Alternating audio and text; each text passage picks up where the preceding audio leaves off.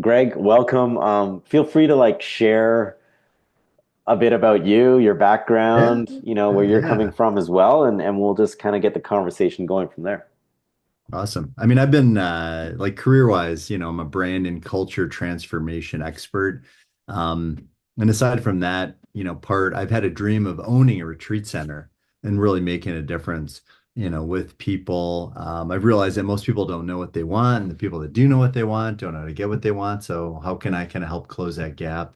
So I started doing co-ed retreats 3 years ago. I've had seven of them. You and Jody were at the last one, Yeah, which was awesome. yeah. And then you and I have been talking about doing a men's retreat. I'm very passionate about men's work. I've been involved in men's work for decades, and I'm a human connection junkie, personal development junkie. So very passionate about this space and what you and I can do and helping to yeah, create a safe place for men to get what they need.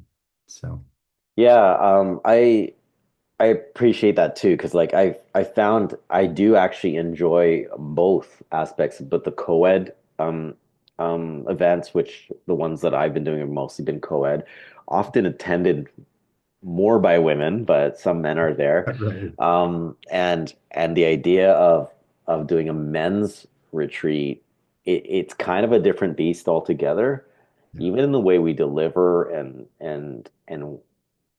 kind of how we can get to the content. It just mhm. it frees us up in a different way. In Totally. my point of view, and maybe No, we'll I get agree. more. Yeah, we'll probably get more into that when we get into some of the main meat of what we want to discuss today. But um, it's it's interesting how we both ended up here. I don't know, like when I went to school studying like fitness and personal training stuff, I never thought I'm going to do a men's retreat or do men's retreats or some sort of, events like this. It just I found it organically happened where I just started to enjoy hosting a situation or an event where you can create the space for people to feel safe, Mhm. to share what they're feeling or what they need, maybe even ask for it. But also, what I loved the most about hosting group events and retreats is that you're able to leverage the wisdom of everyone in the room. It's not even Mhm. about us anymore. Like we Yeah, play a right. role or a conduit to the experience. Mhm. And I think that's what we both learned, and maybe some other presenters that we know or people that we work with in this type of space. There's something about the hosts that just have this hand on the pulse of what's going on in the room, and the magic is really the people in the room. It's not as much us, right? I, at I least I at love least that. for me, that's how I take the pressure off myself too. It's like, Brian, it's not even about you right now anymore. You're just like a facilitator. You're the person that holds the space. That's your role. And like there's leadership too, right? And we do offer some of our expertise. There's skill sets we have. Um, but yeah, there's some magic. I always tell people that the magic happens about a half an hour, 45 minutes in when everyone just kind of lets go and all the people slide into their slots and archetypes that make up the experience. And then People start some unfolding, Yeah, in then their some own way stuff and in their happens. own time. Yeah, Some stuff right. happens in between. No one And could have predicted. yeah, and what I found, I don't know if you found this, you could tell me more about your experiences too, but Yeah, even my very first retreat, there was just some interesting way that allowed me to just tie a nice bow on it at the yeah, end. I was the first one I did was a half day. I was so content after that. I was just like, I'm just so complete right now and yeah. grateful. And I was looking, at everyone, all the faces of the people that came out, and I was just so grateful for them to be there and what they contributed and what I was actually able to learn from them in being able to play that role in that day, right? So, um, what has it been like for you? What were the first couple events like for you? Yeah, no, I mean, great question. I mean, just even to back up before then, you Yeah, mentioned, like with your co-ed events, it was mostly women. And, I've and all the personal development and the work that I've done that has been co-ed, it's been like, it seems like 75 to 95% women. Yeah. I was in a group, where there was 100 of us and I was the only man. Yeah. Literally, it was co-ed. It wasn't, so I was the only man. And people, I just remember hearing literally over decades, like, where are all the men? Yeah. Where are all the men? Right. So, I was very much aware of that. And then in getting into men's work and really immersing myself in that, opened up a lot of doors. And yeah, men need a safe space. Men need a community. Men need a band of brothers.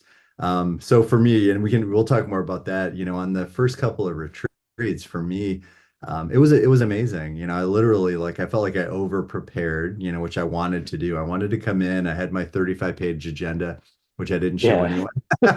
No one needs to see that. No one Yeah. wants to see that. Yeah. Yeah. Wanted to have such a handle on it that I felt really comfortable just going with what the group, what served the group, and Yeah. you mentioned the magic that happens, right? And it's Mhm. almost like we create this container and then, take a bit of a step back and see how things evolve. And it's like an invitation. I always say this is an invitation. Like, we can't make anyone do anything. That's not our role, right? Yeah. All we can do is invite people into the conversation, invite people into the activity, the exercise, the individual activity or the group activity, and then hopefully they take it on, right? So then I even say, like, I say out loud, which the first time that I did this at the first retreat, it was a little bit uncomfortable, and I say, like, hey, I'm going to be 100% responsible to you Yeah. throughout the weekend.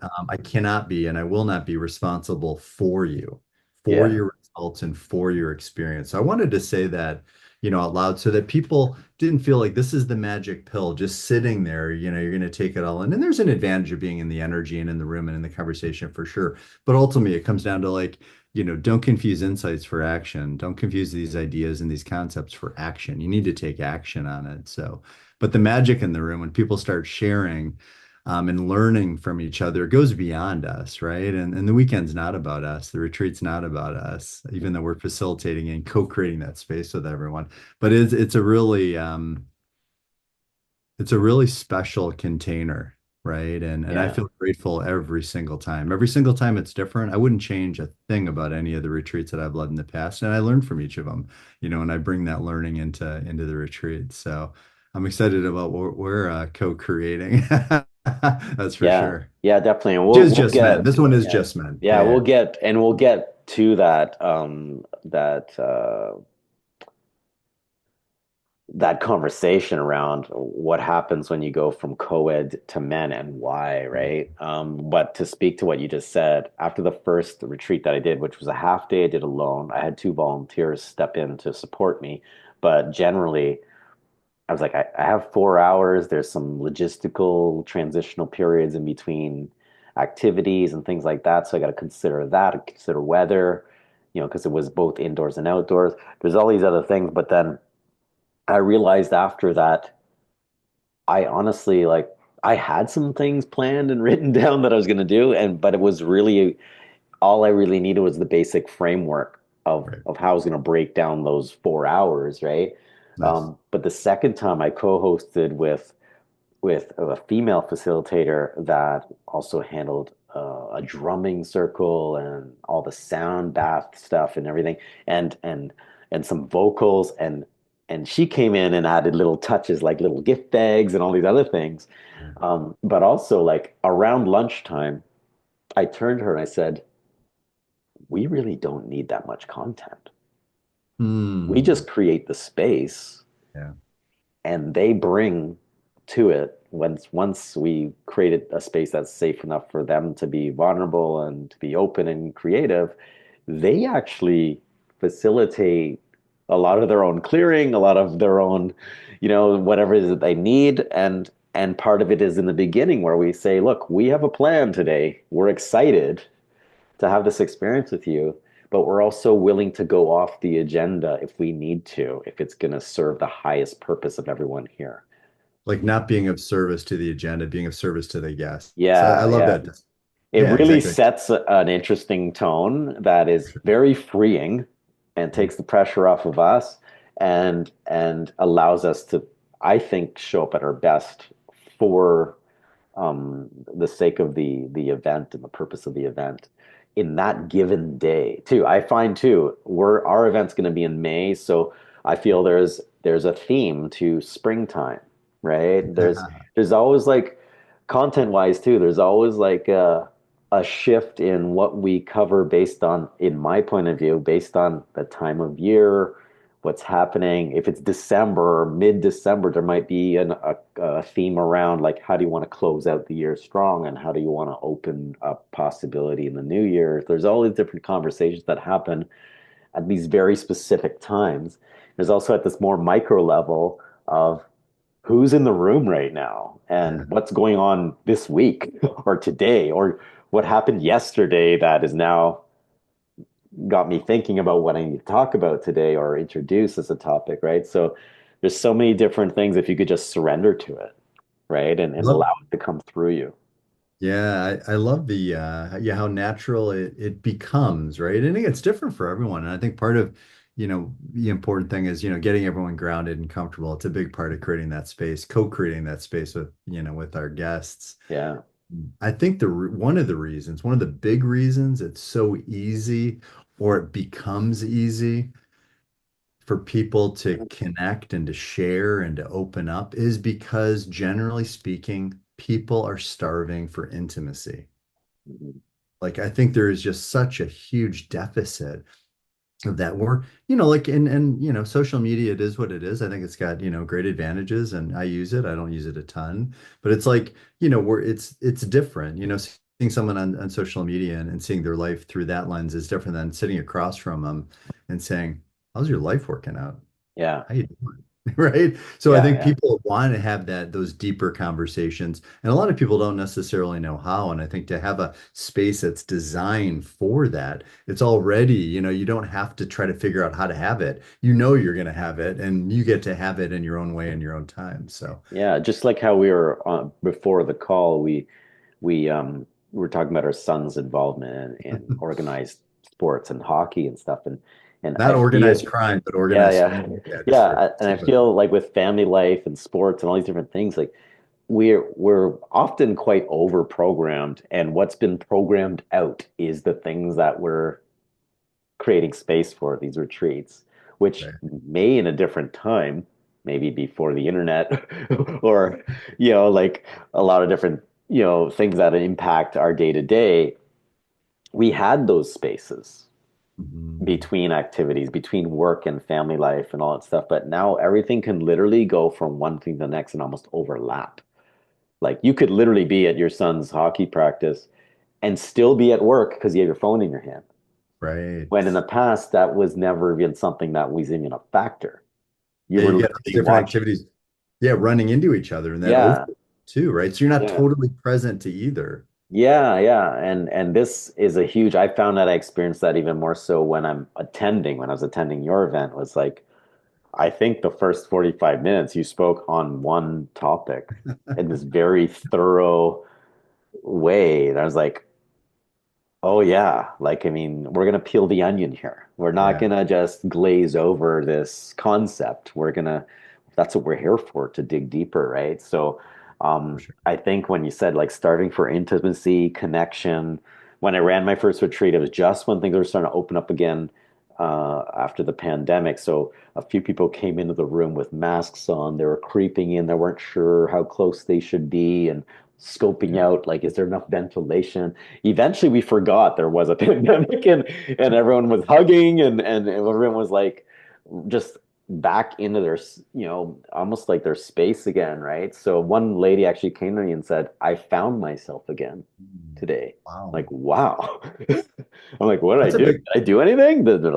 She's just saying, like she was thanking me, but I was like, this was I this was just fun. Like I just had a great time. I'm just grateful that you were able to make it and stuff, right? But um I think the yes, pandemic, just real quickly on that. I mean, not that, yeah, it's all the time, but I think if you weren't socially awkward before the pandemic, you became socially awkward. And again, speaking for myself, like I didn't think I yeah, was before, but certainly after that, it's just like, how do you greet people? Like, there's that point we didn't know what we were dealing with, right? If you're not hugging them, if you just have yeah, their in their hand, are you giving the fist pump? Are you doing the elbow thing? And just yeah, talking and chatting, just our world was turned upside down.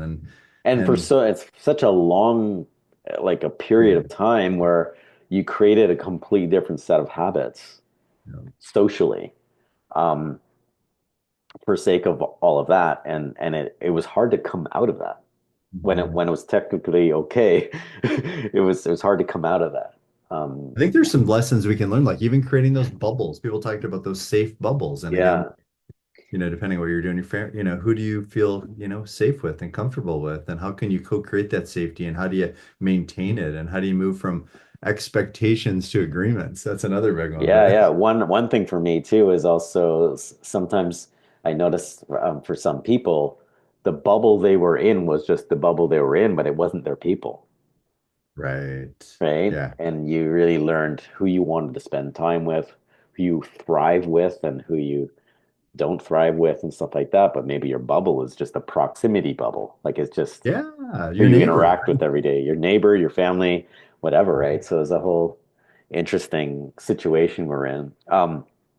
Just the segue into, um, this starving for intimacy, connection, a safe place to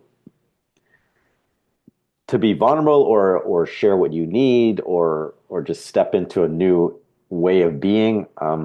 There's I feel, and we'll go into this now, is with the men's work, and what it's like for men. Like the reason why, I don't really know what the exact reason why is. We host a co-ed retreat, and most of the attendees are women, but And they're all of them were at mine too. I was going to comment, like all yeah, seven, six of them were mostly women, except for the last one, the one that you were at, which yeah, was mostly men. That was the yeah. first time I had more men than women. Yeah. So, Yeah, and there is a different dynamic and energy, um, which is interesting. But when we switch our focus from co-ed to men only, there are some men that might I find that might even at least perk up, or become curious.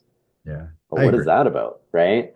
Because now it's a safe place to be a man, right? Right. And may not want to share some of the vulnerabilities, right? Maybe they haven't in front Yeah. of other women based on, growing up, whether it was their mom, their sisters, just women in general, and the expectations society's kind of had on men in general. Yeah, and I think typically as we get older as men, we go in our 20s, 30s, we find partners, career, kids, family life, all that stuff. We tend to focus into that space, and we don't really gather. Men aren't gatherers. They don't gather together and talk unless it's like something they've consciously made an effort to do. And we're always weighing in on whether or not it's worth our time and worth our energy, right? So, um, I feel creating these spaces uh, that that cater to what a man might want to experience among other men. For one, like feeling safe to be yourself. Mhm. Um, we really like quality content, at least for me. I like when the time spent is productive, whether it be you're doing stuff together, or like you're volunteering. And I did, what's it called, where they build homes, Oh yeah, like Habitat for Humanity. Habitat for I did that one time. It's like, wow, this is kind of cool, with my coworkers getting together and doing like a something for a greater good sort of thing, with our time. So men, yeah, that's why men like to golf and fish, and like there's no direct eye contact. We can talk and sort things out while we're doing something, right? So right. like part of what we would be doing in a men's retreat is a way to kind of reconnect with yourself and others through the action of also doing something together, right? Whether it's a physical activity or something, right? Eventually we can get to the place where we can have those direct conversations as well, right? Yeah. So it's interesting. It's I've tried to promote other events before in the past for men only, but we're a tough audience. Like we don't. refer as in my point of view, in what I've experienced, men don't refer as more as often as women tend to. If you provided service to like a female client with that had great outcomes and benefits from your sessions and stuff, I find they're more likely to share than a man would, unless you were in a situation like our Guys Beers and Business networking event that we created Right. in a place that's specific for networking, where a man says he's looking for something, a job or a contract work or whatever it is, based on what he's doing. When someone leading the group says, "Can anyone help him?" That's when Right. someone's likely to put their hand up. Where if we're just not, it's not something we naturally do unless we're put in a situation where that is the goal, right? And that's what I like about these events is we're creating a space where one, it's safe to be yourself, safe to open up, ask for help, but also we're opening it up for you guys, for men to help each other and work Yeah. together, right? Put your swords down for a second. Let's work together and look out into the world as a unit rather than um battling with each other, right? No, I So think you're right. I mean, it's like we do, generally speaking. And again, men, we don't ask for help as much as women do. yeah, We aren't as um we don't express ourselves, as well as women do. We don't offer support as well as women do. We don't build each other up, I think as much as women do.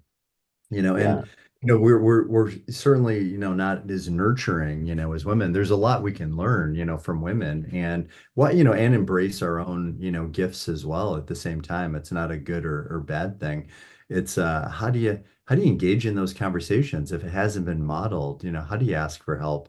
How do you be vulnerable? What does that look like? What does that feel like? Even feelings. Like, I mean, I grew up, not to go completely off topic, but I grew up thinking like the only positive feeling. And if you just boil it down to mad, sad, glad, or scared, like yeah, four basic emotions, the only positive emotion was glad, was joy. yeah, Everything else is weak. If I'm yeah, scared, I'm weak. If I'm angry, I'm weak. If I'm yeah, afraid, I'm weak. So if I'm not happy and looking happy, I'm being weak, right? And again, yeah, that's anything my parents said to me. It was just growing up. That was what I felt, yeah, based on yeah, the experiences I had, as a kid. yeah. I remember, I don't know how old I was, maybe 6 or something, where I don't I just decided I wasn't going to cry anymore. Right. It's really strange. No one told me not to do that. I just felt like, as a young boy, I was like looking around, I don't feel like a baby anymore. So, Right. um, and like it was years, decades before I actually cried again, like Mhm. let out emotion. Imagine anything that would cause that kind of expression of emotion being locked in your body and your cells. I just had a conversation yesterday with somebody, a gentleman that I just met for the first time in person, and we're talking about his health condition that he's dealing with. And I said, interesting. It's as a Reiki master, it was with his heart, right? And that's the heart chakra, the love center, the love space. Forgiveness exists there. All these different things, right? And I said, would it be safe to say that you were under a lot of stress at the time that had something to do with your work life or your life's work, which is also resides in the heart chakra, or immediate relationships that have meaning to you? And he's like, whoa, yeah. And he's like, this relative died, my dad passed away, and then I was dealing with this work related situation, and it all kind of came to a head, right? It's like all of that is heart chakra themed, right? And resulting in a heart, I don't know, it was an attack or a condition that he experienced. And Right. I was talking to him about like, emotions are like is like energy, right? And if we don't address them, acknowledge them as they are, and express them in a safe and healthy manner, they kind of stay in ourselves. right? Yeah, I mean, they talk about dis-ease, right? I mean, Yeah, that's break down the word, or, it's like what we resist persists if we don't just feel it, and let it out, right? Whether it's crying or, or doing, some other, anger work to let that out. How do you process emotion? I hadn't even heard that expression before I started doing yeah, mental. How do you process emotions, right? Like, yeah, what does that even mean, right? And it's like, how do you honor what you're feeling and not resist it or dismiss it or diminish it, but honor it, feel it, but maybe not marinate in it, yeah, right? yeah. Maybe I not. found, yeah, I found too, like being in the fitness industry for so long too, is like as I got more experienced and hit a level of mastery in my time spent in the work, my programming got simpler and simpler.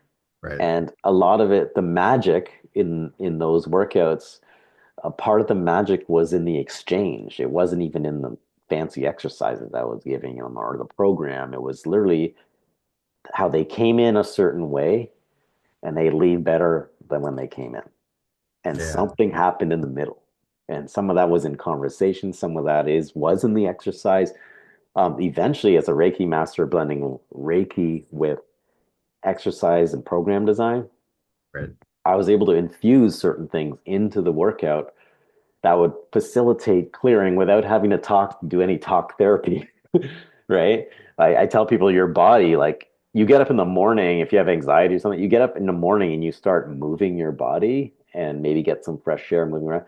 You've removed probably about at least 80% of the junk you woke up with just Right. through moving your body. So movement and exercise, which will be part of our event, is going to be is part of sort of peeling some of the layers and clearing some of that junk. And if it's a regular maintenance type thing, um, it's not as heavy. You potentially not as triggering if something comes up, right? The other thing I heard of too is the stillness in meditation as well. Mm. Right? It is maintenance for your emotions as well. Because when you sit still, you can notice the things that are going on inside your mind first, but sometimes in your body, things you feel. So another thing we'll be able to do in our event, and you as well, with breathwork facilitation as well. There's a lot of tools we have, and quite often it has something to do with our bodies, Well, which you is know like, what? When I first started doing men's work, we had two check-in questions. We'd sit around in circle. There were two facilitators, and the yeah, two questions they asked were, "How are you feeling?" And again, keep it really simple. Mad, sad, glad, or scared. What's your predominant emotion right now that you're carrying, that you're feeling, and where do you feel it in your body? No one had ever asked me those two questions before. yeah, It's not like hanging out with a buddy and someone's gonna, most of the time it's not like, how are you feeling? I mean, whatever, once in a while, how you doing? How you feeling? Like, but not in this way. This is like how are you really feeling? Most of the time yeah, we say, how are things going? Good. Or how are you doing? Good. How's your day? yeah, And it's like, but we don't really get into it. It's almost like you just want to hear the person say good, so you don't have to deal with anything yeah, else that may come up, right? You're like, please don't say anything besides good. But anyway, yeah, we're on a slightly different path now. So the two questions for me really got me clear about like, how am I feeling and really owning that, taking responsibility for it. What led up to that? What were those thoughts? What were those beliefs, yeah, limiting? What were those, whatever we want to call them, those paradigms? What were those things, that I've been carrying that led to those thoughts, that led to the way that I was feeling? And then the other thing was, where do you feel in your body? And again, not having really thought about that, and I would think, and one was like fear. I felt like if I came in with a lot of fear, I'd feel it in my stomach. And if I came yeah, in with a lot of joy, I'd feel it in my stomach. So it kind of feels the same for me. And I didn't realize until I started doing this work more that the only way I could tell the difference of whether, not the only way, but the one way through my body was I experiencing fear? Was I experiencing joy? Was whether I was breathing or not. yeah, If I was afraid, I would hold my breath. And I just started to pay attention to that. And then if I'm in a situation and like something just kind of fell off, I'm having that gut reaction and I'm not breathing, I'm like, okay, something's going on here. with me, with the connection, with whatever, and then just gave me an opportunity to dive in, or the joy too, like feeling it. Like sometimes I'd be like, why am I so afraid? I thought I'd be excited about this get together, this meeting. Yeah. And I realized, no, no, I'm breathing regularly. I am excited, even though it feels, like that. Yeah, So, like one would be contracted versus expanded, right? Like right, that's that's another the other way to. thing too is and I'm what I'm really excited about, sharing with some of the men that attend these events is like you said, when's the last time they were given the opportunity to even consider something like that, right? We spend, as young boys becoming young men, we spend a fair bit of time learning how to lock that shit down, Yeah, yeah, right? right. And Don't follow your feelings, don't make emotional decisions, which is probably pretty good advice. But at the same time, like I told this man yesterday, was when you feel the anger, it has to be processed, but in a healthy way. But if you just leave it in there, it's you're now in a destructive. contracted state, right? And it's impacting the one control center for life is your heart that needs to be pumping blood and oxygen through your body, right? So um, being able to share that uh, with men, so I was how I describe it, so they can remember what Hmm. that's about, right? Because at some point we did have that. We were emotional beings as babies and toddlers, like, and then at some point in our learning, we learned how to change that We started to expression. put those layers on. It's like, we came in, we're totally clear and totally clean of all that. And then we start to put the layers on. It seems like then we get to a point in our life often where then we're now spend the rest of our lives pulling back those layers, getting to that true Yeah. essence, getting to who we really are. Yeah, Yeah, for and sure. in a sense, that's just the beginning too, right? Like if Right. if you come into a space like this, like my first, I guess one of the questions I wanted to address with you as well was the calling to men's work, right? And um, I guess how I would describe it is other men who either been part of this like men's work community or did a men's weekend seminar or something like that. Part of it Right. was me complaining around those men, brought Right. me to something that exists called men's work. But even prior to that, um, I just had this longing myself. Hmm. And part of it was I remember what I got out of team sports and sport in growing up, high school, especially when you played on a team that just vibrated perfectly. It's like lightning in a jar sort of thing where you have just the right players together that just have the right chemistry. It's such a great feeling. It's like a symphony. It's like music when everything is everyone knows their role and they're playing their role well and it comes together, right?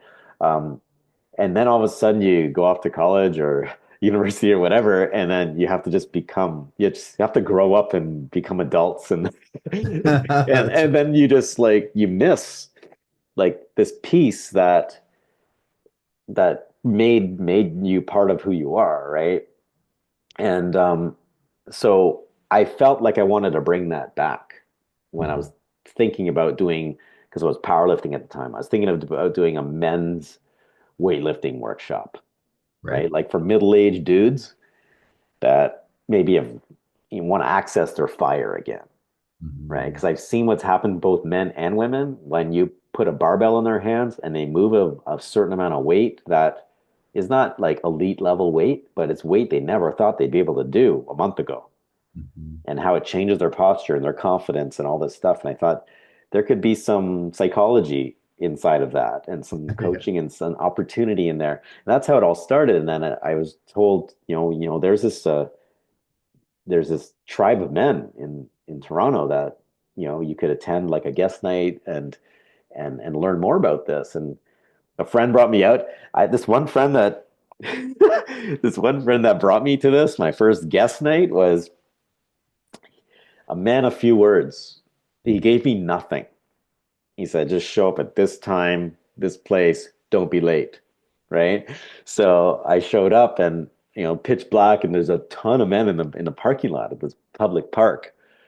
And They walk us down this trail. It's like ridiculous, right? You're like, you're And never then going to see your family yeah, again. I literally text my buddy saying, "This is my coordinates. This is where I am in case I did." It was like it was kind of a joke, but I was kind of serious at the same time. And they brought us to this area in the forest where there was this big fire roaring, and then you know the session began, and they had facilitated an introduction to men's work and this men's weekend seminar and stuff. It's a completely different way to promote an event. Like it Mhm. was just crazy, and I actually said Like yes that night. in circle around a fire. It's very tribal, right? It takes Yeah, our roots. Yeah, and it's a I was like, I don't know why, but this just feels right to me right now. Like this feels it feels really amazing actually, and I chose to step forward that night, and that's when it kind of started for me. But what called me to it, it was my question for you is what called me to is my level of frustration and anger around how my life was going at the time. Mhm. And almost like a repeated, and again, the same man I talked to yesterday mentioned this. He goes, how do I know that it's time to learn something new? I go, well, look at what's not working for you right now. Look what's pissing you off every day. If it keeps showing up, that means you haven't figured out how to take action on it yet, right? So that brought me to this guest night, right? And that was only the beginning of what I was to experience next and learn next about what I could possibly gain access to make my situation better or change it in some way, right? Mhm. And play part in it, get my power back, right? Exactly. Um, what was it for you? Like when you came, got introduced to this work, what was happening before and how were you brought to it? Yeah. You know what? I think the first time was it was another kind of dysfunctional relationship, and I was just so sick and tired of listening to myself joke about I was using humor, to mask a lot of stuff and to hide a lot of stuff and to not Yeah, talk about stuff. And I'd say, "Oh, I put the fun in dysfunctional relationships," or I'm yeah, in between dysfunctional relationships. And it was just, it was over and over and again. And I thought, so someone suggested that I go to this men's work and just to see they knew the man facilitating it and trusted him, and so you never know, like it might kind of help you kind of get to know what you want, differently. And I just realized that I'm saying all these things like, I want to get married, I want to have kids, but then what am I doing to yeah, support that? I was just like, I'm bullshitting myself. I'm not doing what I need to do, right? I'm not figuring out my own stuff because I'm obviously not attracting, the right women. I'm not, and the way I was being in the relationship, wasn't great. And so, I remember going in there and just being, I was like, if I'm not doing a great job of like creating relationships with women, and I felt like my relationships with, my guys weren't like great either. They were okay. And like we'd go out, we'd have fun and it wasn't like terrible. It wasn't really terrible on either extreme, but it just wasn't amazing. And I just had this vision of all of this being amazing. And I'm like, I don't know how to do it. I don't know how to create it. I don't know, like, what are the tools I need? What am I missing here? Right. yeah, And I mean, so when I went in and I just, was sitting around men in circle and they're all talking about right out of the gate, they're checking in, we're all checking in, and that was new. And then when the men started sharing, and I was like, oh, wow, like, this is where they're having the conversations yeah, because I totally. wasn't having them. I'm Yeah, like, wasn't having them with my buddies. And I was like, oh, I can have real conversations here. I can share those things that maybe haven't shared with anyone in a safe space where it's confidential. And the stuff yeah, that I was ashamed of or guilty about or afraid to say or didn't know how to say or just like, guys, I'm just like, I'm fucking up my life here, like, yeah, and so it was just having that safe place where I could just be myself. I felt like I could find out what that even meant. What does that even mean? I didn't feel like I was close to really knowing who I was at that point. I kind of kept venturing. I felt like I was venturing further and further away. So for me, it was just a huge gift of being in a space with other men and creating that kind of connection. That ultimately transformed my relationship with my male friends. yeah. Then I was like, now I know how to have these kind of conversations. Yeah. I wanted to, but I'm like, are my guys going to be like open to us chatting about real stuff? Maybe, maybe not. But I didn't know even how to have it, like even how to mention it, how to talk about it, how to be vulnerable. Or if it was So modeling, accessible at all. yeah, if it was even accessible, like Yeah. I knew I wanted it. I was kind of longing for that kind of deeper connection and to be able to share and really understand, what, my buddies were going through and share what I was going through in a deeper way and to support each other and to ask for help and just to transform that whole relationship. So we're not just talking about chicks and cars, which Yeah. it's, and I only Or say that sports. jokingly, right? Because it was like, that's what it was like, not that it was back in the day, but I was like, geez, I was like, that seemed to be the topic. But Well, the anyway. other thing too, which I didn't expect right away was stepping into the circle among men who have surpassed or by far achieved what I'm trying to achieve in my life. Whether Mhm. there were more elders or just men, some of them are men younger than me that I feel have achieved more than I have, like say in their professional life or something. So to be around other men that have accomplished the things that we're frustrated about, you've now gained access to resources, Yeah, right? for To resources and and evidence that the results you're looking for exist, and it's possible, especially when I've heard stories too of like men, if you're in the relationship space, men saying like, dude, I've been divorced twice. right. Like you don't want to be like backing out of your driveway wondering when you're gonna see your kids again. It's like if you could Yeah. fight to make that work, you need the tools to do it.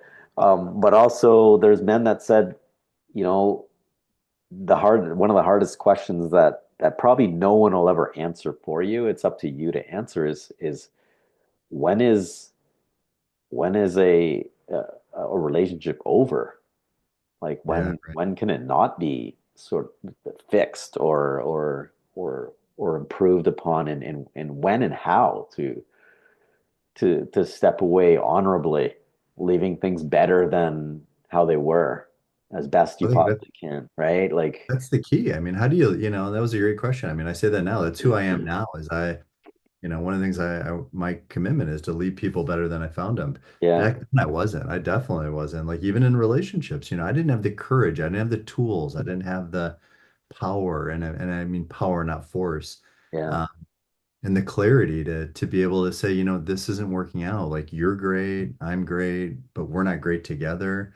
If you deliver that message, I mean, I would be more of a jerk hoping that she would break up with me so that I wouldn't have to break up with her. I mean, yeah, that's not a good way to treat anyone, right? yeah, And yeah, nothing good comes out of that. I remember getting really familiar about triggers.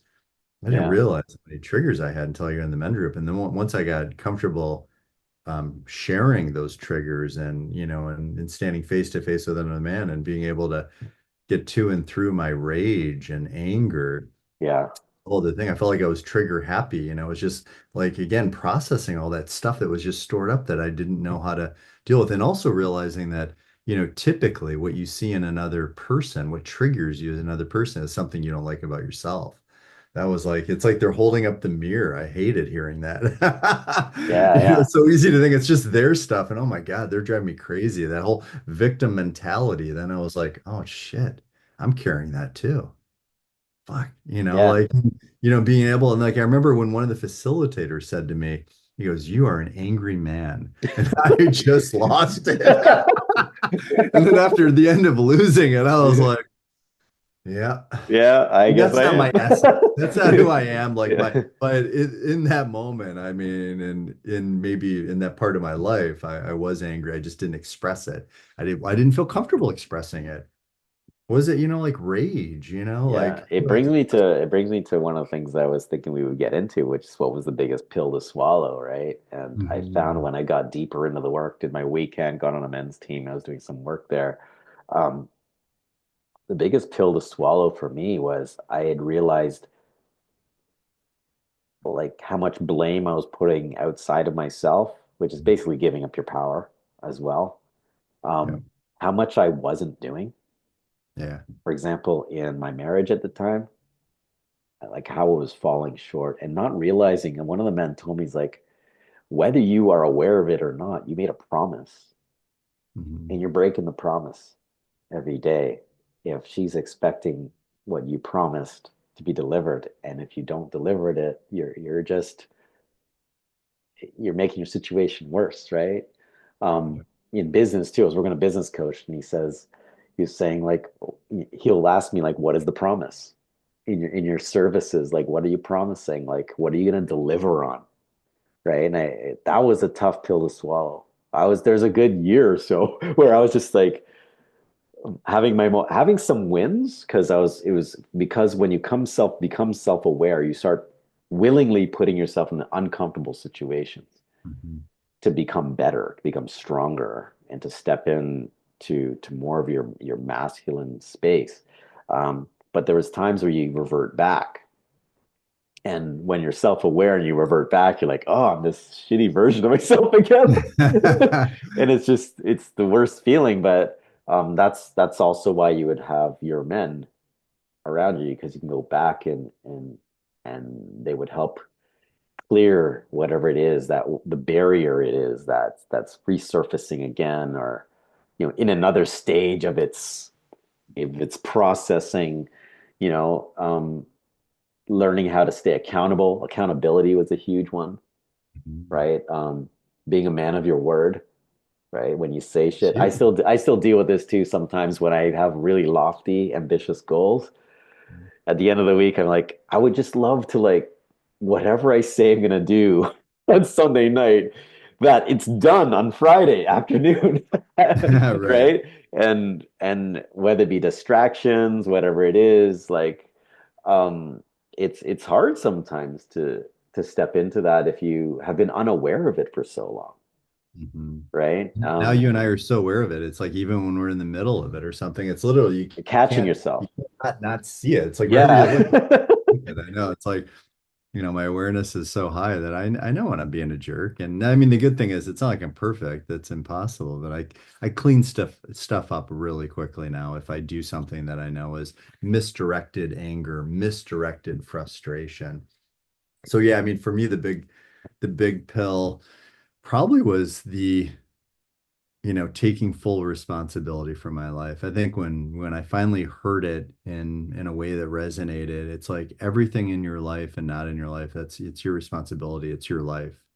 And just what I was saying I wanted, which I mentioned before, and what I was doing were not consistent. So I'm like, well, do I really want that? Or am I, not committed to taking the Yeah. right action, the necessary action, to do it? And I did the deep dive on relationships, and I realized there were a couple of pivotal relationships in my past. One when I was like a little kid, another one when it was when I was at university, where I realized I stopped trusting women Yeah. because happened, and I can feel it in my body right now. It's like I can even get emotional. I can tap right into it right now. I can process emotions really quickly because of all the work that I've done, and you've Yeah. seen it, right? And I've seen it with you as well. Yeah. um, I realized that no one was ever going to hurt my feelings again. No woman was ever going to, hurt. Back in the day, it was like no girl. Now, Yeah. then I got to the no woman is ever going to hurt my feelings again. And so I didn't realize this until I started doing the deep dive, but I literally became quote unquote like the perfect guy with the perfect family and the Yeah. perfect business and the perfect lifestyle, like so that they wouldn't like who would break up with me, right? I Yeah. mean, Yeah. so on one hand, it's like I wasn't necessarily being a jerk. There were times that I was, especially when I realized I didn't want to be with him anymore, and I didn't have the courage and the clarity and the tools and the confidence and to just say that, out loud. So for me, I realized that I wasn't being authentic in who I was being, right? Because Yeah. I set up the relationship so that they wouldn't break up with me. No one was going to hurt my feelings again, and so anyway, that was for me, I was like, wow, okay, that was a big one for me. So it was a Yeah. big. Like it's it's it's interesting how you think. It's happened to me a lot. Was how I thought that I had been over that thing Hmm. until it kept coming up again. And for me, it was being bullied in senior kindergarten or the first grade, back when your parents didn't walk you to school. Yeah, You walked by exactly. yourself, and you encountered whatever you needed to encounter on the way.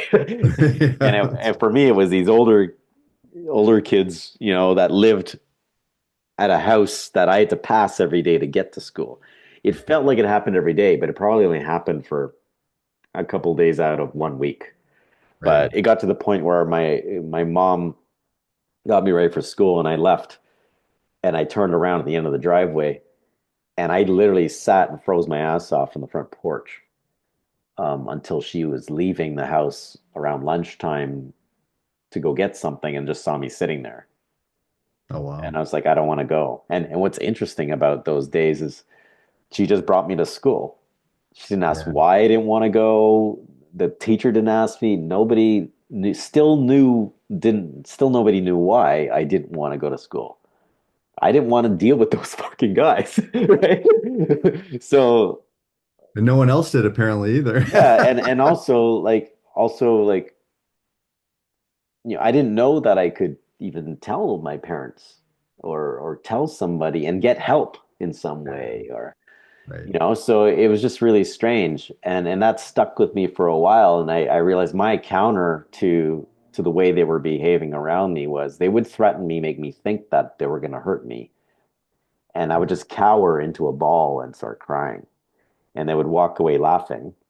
Mhm. And that was my defense, because I wasn't a martial artist. I wasn't going to beat them up. So that was actually my survival instinct, And you weren't which, powerlifting back then yeah. either. So, No, yeah. And that's what got me out of a dangerous situation, right? So, um, but I learned to look back on that little boy and actually congratulate him for coming up with a creative way to get out of physical contact, right? what an amazing reframe, right? What Yeah, a you powerful just reframe. reframing it and changing it around and going, none of this is wrong. It was just a lesson, right? So when somebody's being confrontational with you or aggressive with you, you don't need to cower away. You can actually perform some sort of like social jujitsu with them or something. Like there's techniques, there's ways around it, there's ways through it.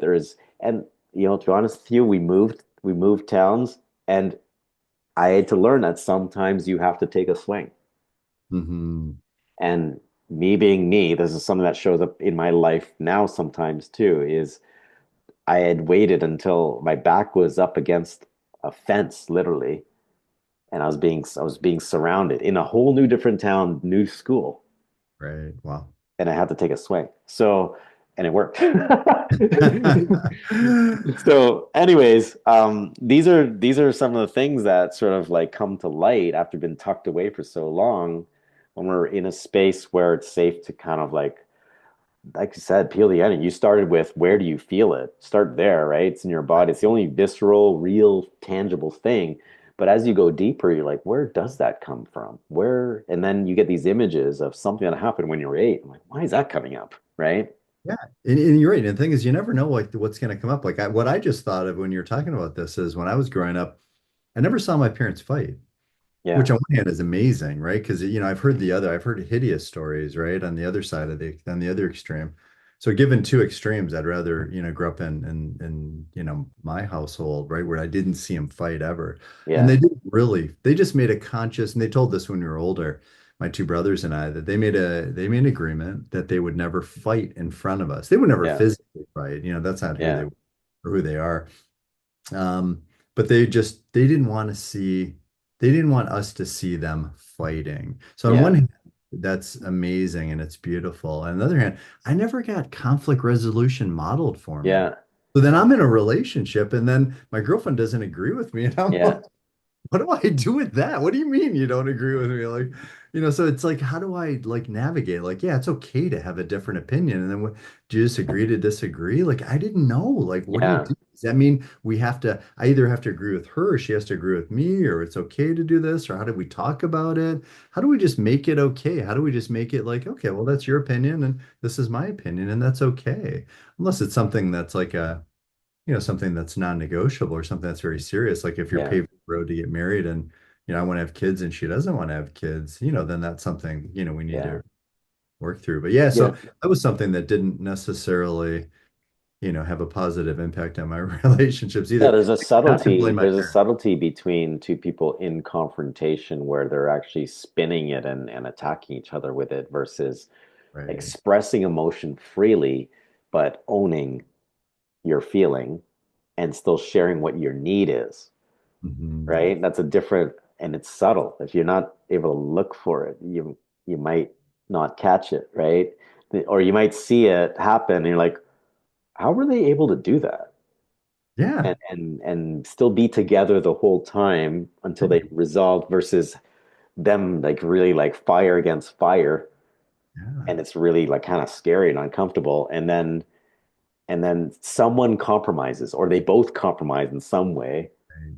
and they kind of walk away still kind of incomplete, right? So Like no one wins. It feels like, and not yeah. that you have to win. That was the other thing too. Like, the one person doesn't have to win. How about we put the relationship ahead of, each of us individually and Yeah, yeah, protect that and nurture that.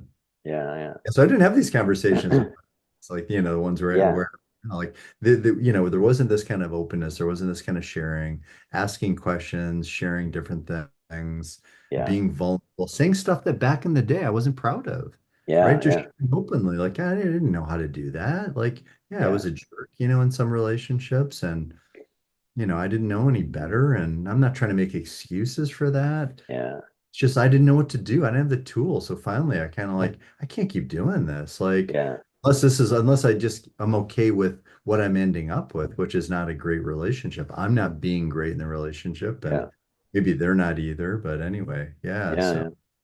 Yeah, so to spin it back around to um, for any of those who are still there listening right now, that's right. uh, Besides this our is what parents. happens though, right? Um, for those that would be potentially listening right now, I say, I guess men in particular, but maybe if any women are listening and thinking about a man in their life, whether it be a partner, a son, a friend or whatever. Um, for those listening, what what message would you feel you would like to share, or a question you'd might like to ask to have them, um, if they're wondering like why would I want to do this? Why would I want to go to a men's retreat, or why would I want to step into a men's circle, or have more men in my life, or masculine relationships? Like, what is the benefit? What is the worth to me? For anyone listening, um, what part of that conversation would you share? Mhm. Yeah, what's come up in your own head when you're listening to us? Are there certain things, that you've thought of that maybe you haven't shared or you haven't shared openly? And there's no right or wrong. Like we're not here to make anyone wrong. We're here to help men get what they need. When Yeah, you look at the statistics and you look at the men feeling alone and not sharing, and the suicide and the depression, and the list goes on and on and on. We want to support other men and getting it at whatever it is that you want. And a lot of us, a lot of men don't know what they want, right? And yeah, the men don't know how to get what they want. So how can we create a container to deal with all that? So I would just like tap into like what's kind of come up for you. And if there's some things that, rise into the surface and you might have another conversation, yeah, let us know. We'd love to talk to you about it. Is that where you're going with this, Brian? yeah. Or And I guess to sort of piggyback on that too is what's not working right now that's in a your great life, question. right? Yeah. Whether it be professionally, personally, in relationship, with your kids, maybe. Just do you do you do you feel satisfied with what you've created in your life so far? Or, regardless of how old you are, or where you are in your career, your life experience, like, um, are you curious if there could be more? Because I believe there is, Mhm. right? Um, so for anyone who might be open to even just like learning more, we'll leave the information in the notes, the show notes here. But yeah, this is the beginning of conversation. We're gonna have probably a couple more episodes of this, kind Mhm. of exploring a little bit deeper. We're gonna get into more details on the retreat experience. But Greg, if you could just share the basics of Yeah. our event coming up, we can begin by sharing that, so people know that this does exist and we have set a date and and we're actualizing the dream. So yeah, what can you share as a basic information to um, to get people started? Yeah, for sure. So we've finalized the date. So it's May 23rd. So it's Friday, May 23rd to Sunday, May 25th. And we're going to kick it off around noon. We're going to finalize the times. It's probably going to kick off around noon on the Friday, May 23rd, and we'll probably end around 4 p.m. on the Sunday. And it's in Tamworth, Ontario, 100 acres, beautiful land. We're going to definitely be exploring the land, connecting with nature, connecting with each other. You'll be connecting with yourself, and it'll be an immersive experience. And we want it to be one that really is transformational. And we don't look at it as anyone needs this. It's like we're not coming at it and say, "Oh, you need this or you need that." We wouldn't say that to our friends. We would say to a stranger, we feel everyone deserves this, deserves to experience this kind of a connection, this kind of openness, this kind of safety. And we're gonna have a hell of a lot of fun doing it as well. Yeah, So that's our commitment, our promise to you. So we will hold and we'll co-create a space, that you'll get what you need, yeah, yeah. taking responsibility for it, right? Yeah, You'll and get, I think with the time that we have, anything beyond anything that includes overnights, right? There's a yeah. lot of time available for transitions between the actual, like the curriculum or the work that we're presenting or the exercise we're presenting, and just social time and downtime and time to process or just time to hang with the men around a fire or whatever it is. It's a nice There will be balance between fires. the There will two. be fires. Yeah, there will be fires. And yeah, it's just I think I'm really excited to see, what things will look like at that time. I think last time we went to go visit, it was in May as well. Yeah, it was. Yeah. And it was pretty good. I don't remember it being extremely cold at the time, although May can be sketchy sometimes. But there was some, things blooming and the bees were out and stuff and and the whole thing. So yeah, I think that's a great place to end today's conversation, but begin the conversation that we're going to have in this three-part series on stepping into this men's work experience for the men out there that are curious, or the men that have done it before that are just looking for another kind of opportunity to do this and meet and connect with other men out there. Um, Yeah, yeah, I think whether you've done, men's work or not, or you've been to a retreat, you've done personal development or not, you're a different person now. You're a different man than you were, when you took that other stuff. So you're coming yeah, in with a different experience and a different perspective, and we're going to meet you where you're at, yeah, and it's awesome. So let us know amazing if you Thanks for for listening. sure. If you're still listening. Yeah. All right, Greg. We'll look forward to the next one and look forward to chatting again soon. Cheers. See you, Brian. Take care. See you, man.